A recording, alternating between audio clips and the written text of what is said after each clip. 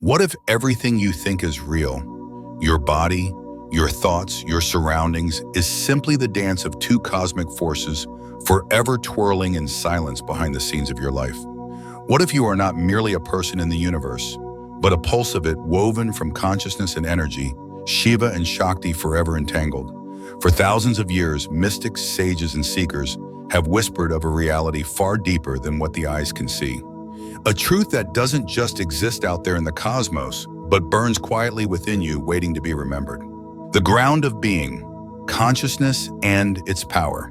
Throughout human history, across every continent and culture, there have been those who speak of a foundational reality, one that lies beyond ordinary perception.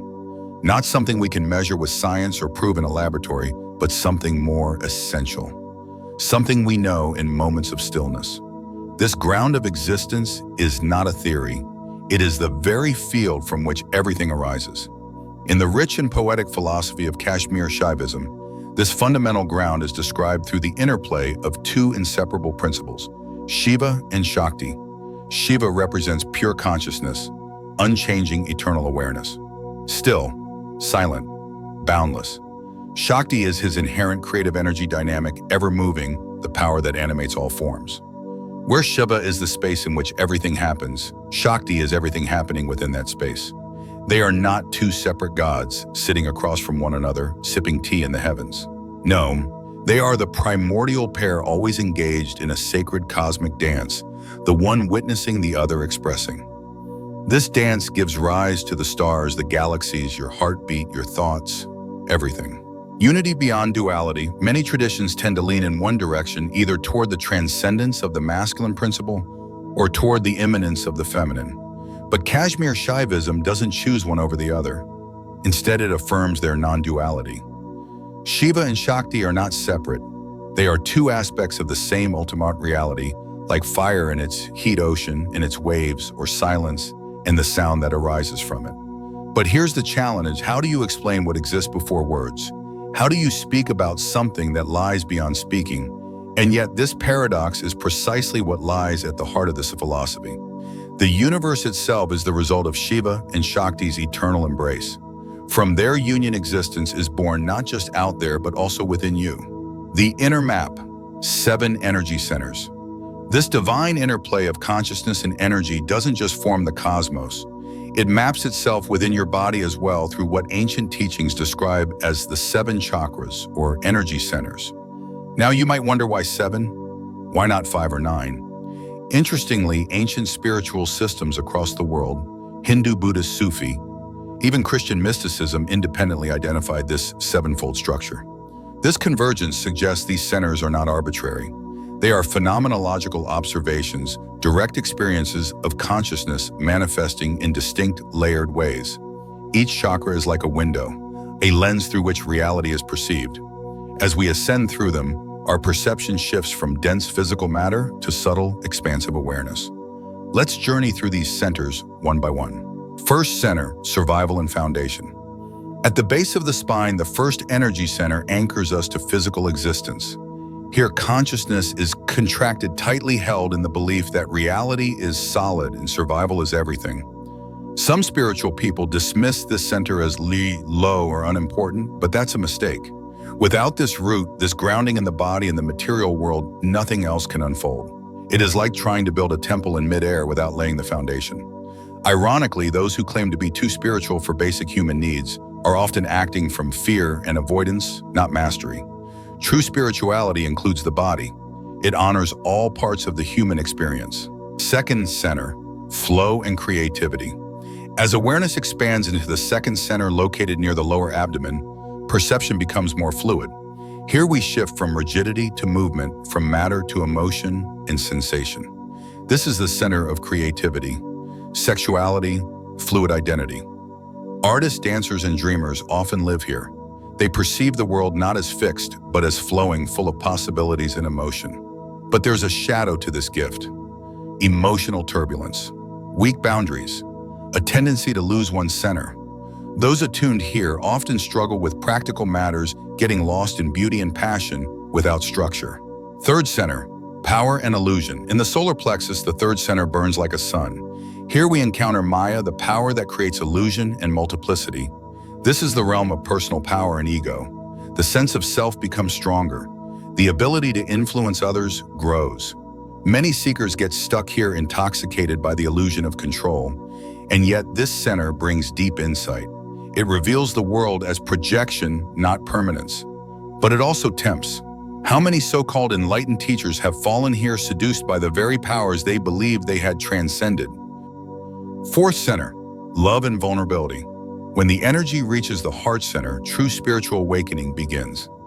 Here one no longer sees the world as separate. Instead, all things are recognized as expressions of consciousness itself. The boundary between self and other dissolves. Compassion flows naturally, but this opening also brings pain. To love deeply is to feel deeply. Joy and suffering arise together. It's easier to float above in intellectual detachment than to stay open in the heart. Yet real growth demands this tenderness. Fifth center, voice and transmission. In the throat, consciousness becomes expression, not just communication, but transmission of truth. Words spoken from this place do more than convey ideas. They transform. They hold vibration. This is where sound becomes sacred, where silence begins to speak. Those activated in this center often become healers, artists, teachers, people whose presence shifts others not because of what they say, but because of the frequency behind their words. Sixth center, vision and responsibility.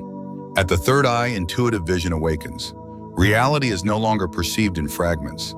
Everything becomes interconnected. Patterns beneath appearances become visible. But contrary to what some might expect, this isn't about psychic entertainment. True intuition brings responsibility. To see clearly is to feel accountable. You see others suffering more vividly. You recognize their potential too, and you cannot look away. Seventh center, pure awareness. Finally, at the crown, all division dissolves. No longer is there an observer and the observed. There is only pure consciousness. No universe, no thought, no self, just presence. Easy to say, nearly impossible to comprehend without direct experience.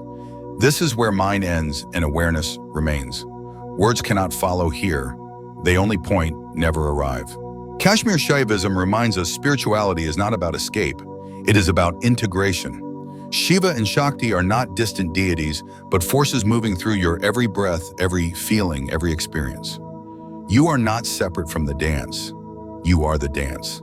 As we journey beyond the 7 energy centers and deeper into the interplay of Shiva and Shakti, we find ourselves standing at the edge of something wordless.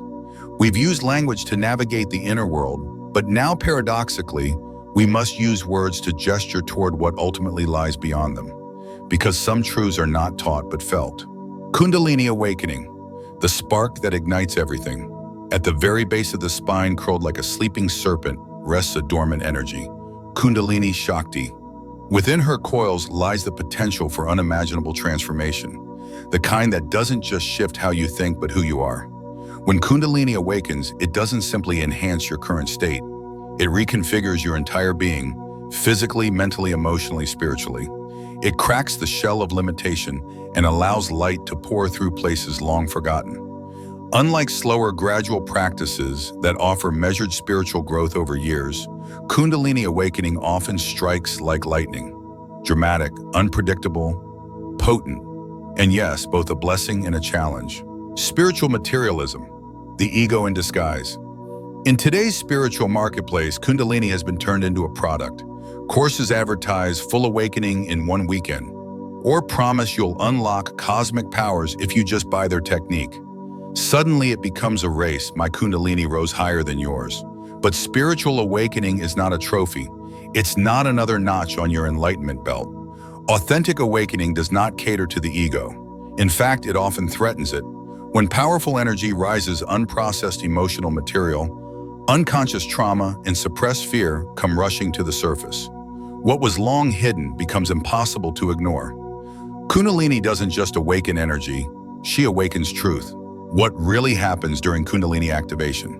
Many seekers begin the journey hoping for bliss, transcendence, and peace. But when the energy actually begins to move, they meet something else: first resistance. I've seen seasoned meditators calm on the cushion for years, suddenly shaken by tremors of fear and chaos when their Kundalini stirs. Theory meets reality, and reality has no patience for spiritual pretension. The physical effects can be intense: spontaneous body movements, heat or electric sensations along the spine, changes in sleep cycles, heightened sensitivity to sound, light in people. Psychologically, the shifts can be even more profound. Emotional release, sometimes explosive. Deep intuition, often overwhelming. Vivid dreams, symbolic and prophetic. Moments of disorientation followed by crystalline clarity. It is quite literally a system-wide upgrade, but one that shakes the structure before rebuilding it. Spiritual emergency or spiritual emergence. Modern psychology might label these symptoms as breakdowns, but Kashmir Shaivism offers a different lens. It sees them not as disorders to be fixed, but as signs of awakening, a natural purification process as limited identity dissolves into cosmic awareness. This is not the end, it's the beginning of your real journey. Shaktipat, the sacred transmission. Sometimes this awakening is catalyzed not from within, but through an external spark. A Shaktipat, the transmission of spiritual energy, from teacher to student. This sacred resonance may occur through a simple touch, a glance, a whispered mantra. Even at a distance beyond time and space, in that moment a doorway opens. A seed is planted in the disciple. But whether it flowers depends less on the power of the transmission and more on the readiness of the recipient. The most awakened guru cannot light the fire of someone unwilling to burn. And yet for the receptive, even the faintest contact with elevated consciousness can change everything. From knowing to being, the importance of direct experience. Kashmir Shaivism reminds us that intellectual understanding is not enough. You can read every book on Kundalini, watch every documentary, memorize every Sanskrit term, but until you experience it, until that energy rises in you, until your identity cracks open and awareness floods in, it remains theory. This path is not about collecting knowledge. It's about removing the veils, peeling away the layers that obscure what's already true. You are not becoming divine. You have always been divine. You're just starting to remember. 3 paths to recognition. From practice to presence. Kashmir Shaivism offers multiple doorways into this direct realization. 1. Shiva Dhyana, meditation on pure consciousness itself. You don't focus on objects or thoughts. You rest in the awareness behind them all. 2. Pratyabhijna, the path of spontaneous recognition. It teaches you to notice moments of expanded awareness, those fleeting seconds when the mind quiets and the truth of your nature shines through. Like a flash of lightning, it's sudden, but unforgettable. 3. Spanda practices. Spanda means subtle vibration. These practices help you attune to the pulsation of consciousness itself, the shimmering hum beneath all forms. That slight tremble you feel in stillness. That's Shakti alive within you. A living path, an integration over escapism. Some dismiss these practices as elite esotericism, but Kashmir Shaivism emphasizes something rare and powerful: integration over transcendence. Unlike paths that seek to escape the world or deny the body, this tradition honors everything as sacred. Washing dishes, walking your dog, paying bills, all become spiritual practice when consciousness is awake. You don't need to retreat from the world to find the divine. You need to see the divine in the world, and more importantly, in yourself. From effort to effortlessness. As your consciousness expands, spiritual practice shifts. It becomes less about structured techniques and more about natural presence. What begins with focused effort, mantra meditation, breath eventually transforms into effortless recognition. You begin to see the sacred not only in temples, but in traffic, not only in silence, but in sound. At this stage, you no longer do spiritual practice. You are the practice. Every moment becomes a doorway, every breath a mantra, every experience a teaching. The heart of Kashmir Shaivism. This tradition uniquely embraces both transcendence and immanence. You are not separate from the absolute. You are not merely human trying to awaken. You are consciousness itself, remembering its true nature through the body, through life, through love.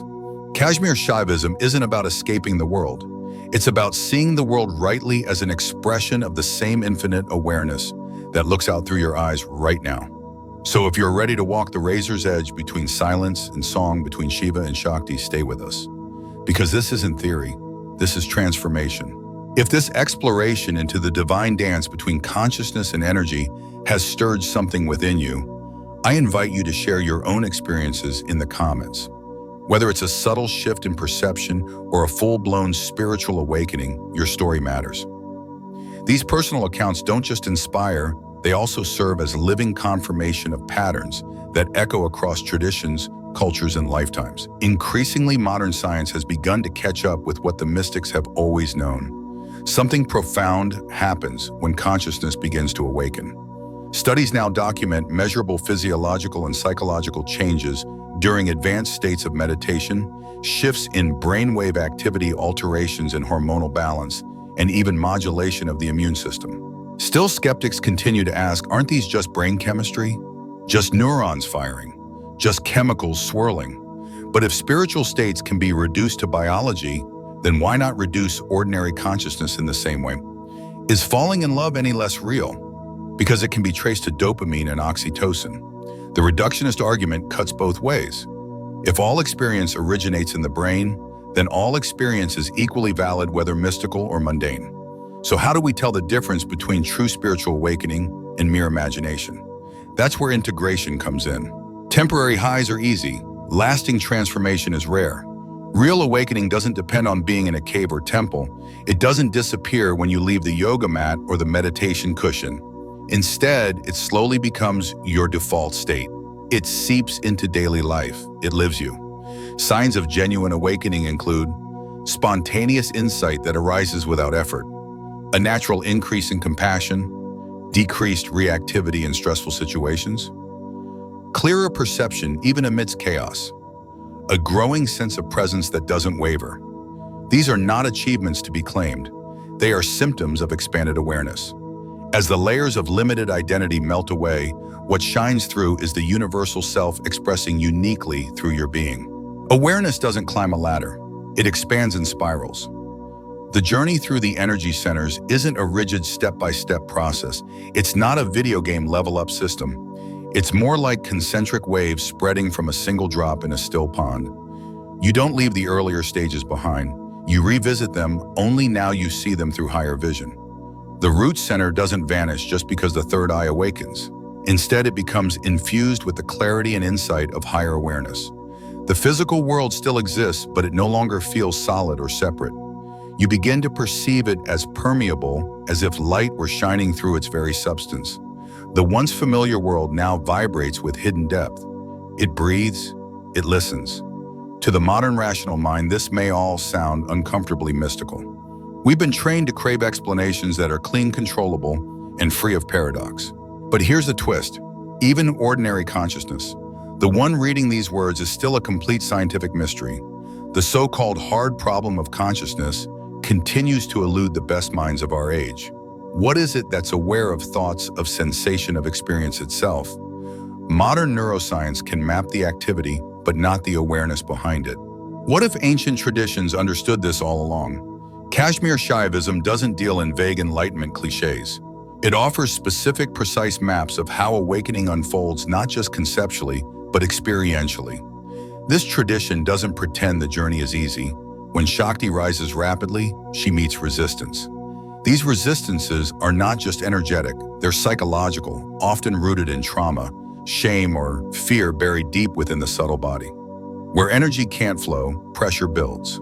This creates friction and, yes, sometimes discomfort. But that discomfort is also opportunity, a chance to clear what has long been contracted, hidden, or denied. This is why ancient traditions emphasized preparation, ethical living, regular practice, and guidance from one who's walked the path. These weren't moral judgments, they were safeguards. Structures to ensure that when Shakti awakens, she does so within a vessel strong enough to receive her. Each energy center holds its own revelation. When the heart opens, compassion pours forth not as emotion, but as recognition of self in all beings. When the throat awakens, your voice becomes a channel for truth, not opinion, but universal resonance. When the third eye activates, you don't just see more, you see through. When the crown opens, all effort ceases. Nothing needs to be said. Nothing needs to be done. You are that which is aware of it all. These are not poetic metaphors. They are tangible shifts in how reality appears. The world doesn't change. You do. Moment by moment, reality reveals itself in new colors. At the root, life feels solid, sometimes threatening. Survival rules perception. At the heart, the same life becomes meaningful, sacred, intimate, even in pain. From the crown, you realize that all of it, every moment, every face, every sensation was consciousness playing with itself all along. These aren't competing theories. They're deepening truths. This is not a hierarchy of better or worse. It's a shift in how you experience what has always been here. Nothing is added, nothing removed. Only your way of seeing transforms. And that truly is the miracle. Not that you become something else, but that you finally see what you already are. Every stage of awakening reveals another layer, deeper, wider, richer. What once appeared black and white begins to glow with color. Each shift in consciousness is like turning up the resolution on reality itself. But here's the beauty: these deeper views don't reject the simpler ones, they include them. You don't discard earlier stages, you begin to see them from a wider angle. It's like looking at the same painting under different lighting. What once seemed flat becomes dimensional. What once seemed solid becomes fluid. The journey of Shakti, the awakening of consciousness through the body, doesn't discard your past experiences. Instead, it integrates them into a harmonized vision, one that includes rather than excludes. This is not about escaping the world. It's about meeting it more fully. A truly awakened individual doesn't float away into abstraction. They move freely between levels of awareness. They pay their bills, care for others, make mistakes, but they do so while rooted in the deep knowing of who they truly are. This is what separates genuine awakening from spiritual bypass. It's not about avoiding pain by escaping into higher truths. It's about responding to all of life, from survival to transcendence, with presence, clarity, and compassion. The awakened individual doesn't hide behind ideas of oneness to avoid responsibility. They bring the awareness of oneness into every interaction, every challenge, every act of love. Kashmir Shaivism then offers not an escape route, but a re-entry into life with new eyes. It's not about transcending our humanity. It's about discovering its infinite depth. What we call God or the divine is not waiting somewhere beyond this life. It's here right now, breathing through your lungs, blinking through your eyes, moving through your hands. Every mundane moment becomes sacred when seen from this awakened perspective. Spirituality stops being a ladder to climb and becomes a mirror in which we finally see ourselves clearly. When this realization dawns, everything changes, yet nothing changes. You're still living your life, but now you recognize the dancer behind every movement, Shiva and Shakti consciousness in energy, forever entwined in cosmic rhythm. Their dance doesn't begin or end. It's happening now in this very moment, manifesting as you. This is not about adding something new to yourself. It's about remembering what you've always been. Spiritual awakening is not the reward for years of effort. It's the moment you stop searching outside and recognize the completeness that's already here. What could be more liberating than realizing that you already are what you seek? There's no higher fulfillment than discovering your identity with a consciousness that gives birth to galaxies, to atoms, to thoughts, and to silence between them. Your awakening is not a personal achievement. It's the recognition of what has always been true, that you are not separate from the source. You are that source expressed uniquely as yourself.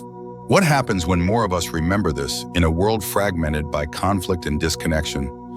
What could offer deeper healing than this direct perception of unity? Compassion stops being a moral duty and becomes a spontaneous response. Wow. Because when you see another person, you don't just see them, you see yourself. You feel their pain as your own. You honor their joy as your own heartbeat. This is how collective awakening begins, not with slogans, not with institutions, but with individuals who see clearly. Each person who recognizes their essential nature shifts the field of humanity a little more toward harmony. As more people awaken, the world itself begins to vibrate differently. And yes, it's real. It's not mystical idealism. It's physics of consciousness. You don't need to wait for some perfect moment.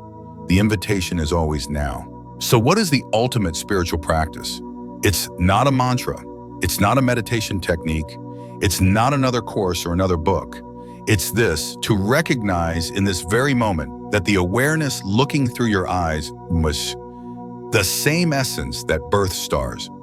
Awakening isn't about chasing fireworks. It's about noticing the light that never left. It's not about seeing something new. It's about seeing what's always been here behind every face, under every thought, inside every breath.